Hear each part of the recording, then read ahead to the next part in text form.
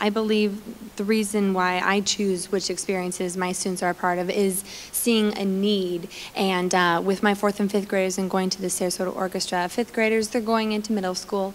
They're going to have the opportunity of orchestra, band, and chorus, and so on and so forth. And like Lori White shared just earlier today, going to the orchestra, seeing that violin gave her that feeling, oh, I want to learn to play the violin. And I really like working with my 4th and 5th graders during the school year, prepping them, studying the families of instruments, figuring out what instrument they're interested in and why, and really getting to know their interests. And then when they go in April to the Van Wezel, which for many children, that is the one opportunity that they get to go and sit and enjoy and soak it all in and enjoy being a part of an audience. We had a need at our school last year. We had to address science more directly across the curriculum, and we were trying to improve our science performance with our school improvement plan. And so there was a need there, and as part of my personal professional development plan, I wanted to purposefully use art to connect to science. So going outside of my comfort zone, I wrote a grant to take all of our 4th and 5th graders to Selby Gardens. And that was scary for me. And I got the grant, which means I had to do it. And the whole intent of the grant was to see Selby as an artist and as a scientist. That's how I wrote the title. And the students were challenged to work with the Selby educator to dissect flowers and use the correct scientific terminology, and then transfer that.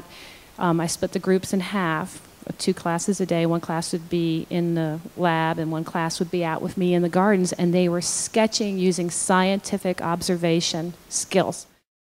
It really tied into my area because, as you all know, embracing our differences is about diversity, and teaching at a high school, that's a topic that we see and have to approach on a daily basis. So it actually, in regards to the students' experience, it made them critically think about the world around them. I like to give my kids the unexpected experience. So I look for ways that we can look at the average, the ordinary, and make it above average and extraordinary. And that becomes more memorable. When Ms. White was saying earlier today about that memorable experience, usually there was a little bit of discomfort. There was something that was unexpected. And when you, as Deb said earlier, step outside your comfort zone becomes bigger. So then you can take another step, another step, another step.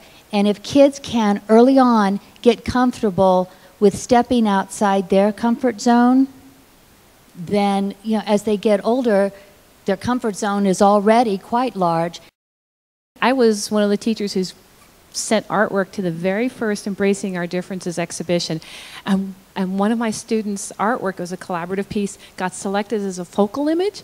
So they were totally tripping out on the fact that their picture was on hats and all this. So I think this is an amazing exhibition that's impacted not just our community, but those kids are grown up now and they're changed because of that.